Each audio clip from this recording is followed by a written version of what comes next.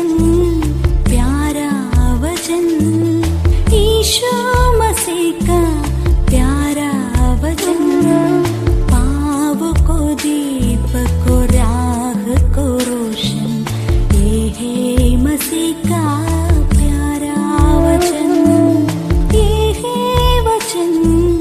परमेश्वर के धन्य नाम की महिमा हो। प्रभात मनन के सत्र 2155 में आप सभी का बहुत ही विनम्रता के साथ स्वागत करता हूं।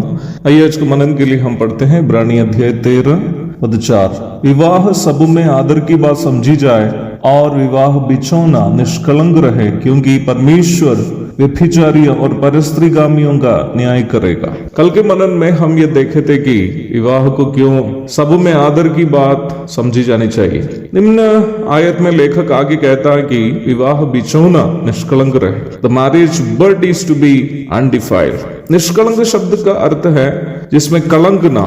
लेखक कहता है कि उसे निष्कलंक रहने दे। That means it should be kept undefiled, which is undefiled। यहाँ कहने का अर्थ है कि ये कलंक रहित है, उसे कलंकित होने नहीं देना, उसे कलंक रहित ही रहने देना।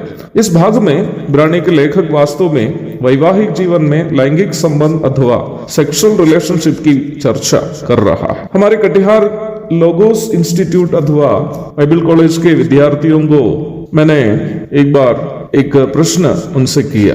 प्रश्न ये था कि इस सेक्सुअल रिलेशनशिप ए होली एक्ट, क्या लैंगिक संबंध एक पवित्र कार्य है? वे लोग कुछ देर चुप रहे।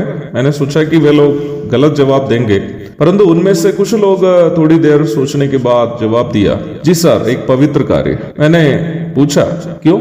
उन लोग जवाब दिया, सर, परमेश्वर ही आदम और हवा को लैंगिक संबंध रखने की अनुमति दी और ये कार्य परमेश्वर की ओर से निर्धारित किया गया होने के कारण अवश्य ये एक पवित्र कार्य है। मैंने उन लोगों की तारीफ करते हुए कहा कि आपने बिल्कुल सही जवाब दिया। पवित्रता शब्द पर हम जब भी चर्चा करें तो अवश्य ध्यान रखें कि यह शब्द परमेश्वर से सीधा संबंध रखने वाला एक शब्द है। एक परम पवित्र व्यक्ति परमेश्वर ही है, परमेश्वर ही है परम पवित्र एक व्यक्ति। अन्य वस्तुएं या अन्य बातें पवित्र के रूप में तभी गिने जाते हैं जब उसका किसी प्रकार का संबंध पवित्र परमेश्वर से हो।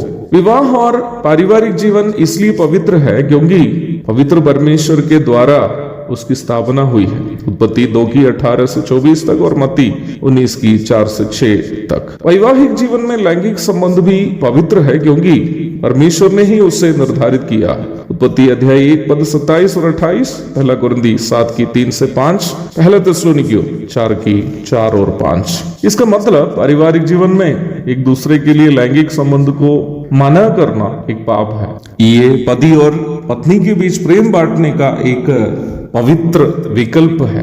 यदि पारिवारिक जीवन में लैंगिक संबंध एक पवित्र कार्य है तो इसे निष्कलंक रखने के लिए क्यों कहा गया है? इसलिए कहा गया है कि परमेश्वर के द्वारा निर्धारित व्यवस्थिति के बाहर लैंगिक संबंध रखना पाप है। अर्थात विवाह पूर्व लैंगिक संबंध और वैवाहिक जीवन के बाहर के लैंगिक संबंध दोनों परमेश्वर के सामने घिनौने अपराध है। Both pre marital sexual relationship and extra marital sexual relationship are heinous sins before God. पद में आगे हम देखते हैं कि परमेश्वर व्यभिचारियों और परस्त्रीगामियों का न्याय करेगा। अंग्रेजी में ये भाग इस प्रकार है, For fornicators and adulterers, God will judge। Bible में fornication शब्द विवाह के पूर्व के लैंगिक संबंध को और अडल्ट्री शब्द विवाह के बाहर के लैंगिक संबंध को दर्शाते हैं। ये दोनों परमेश्वर के द्वारा रखी गई व्यवस्था के बाहर होने के कारण इन पापों को करने वालों को अवश्य परमेश्वर के न्याय का सामना करना पड़ेगा।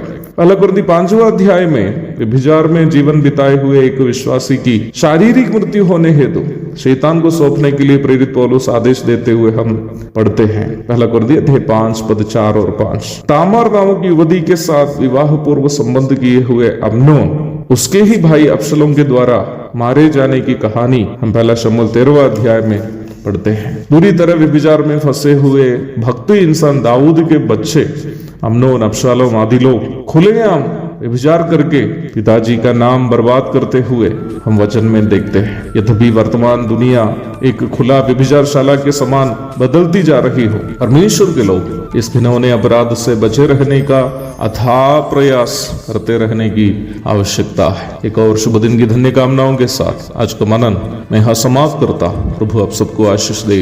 आमीन।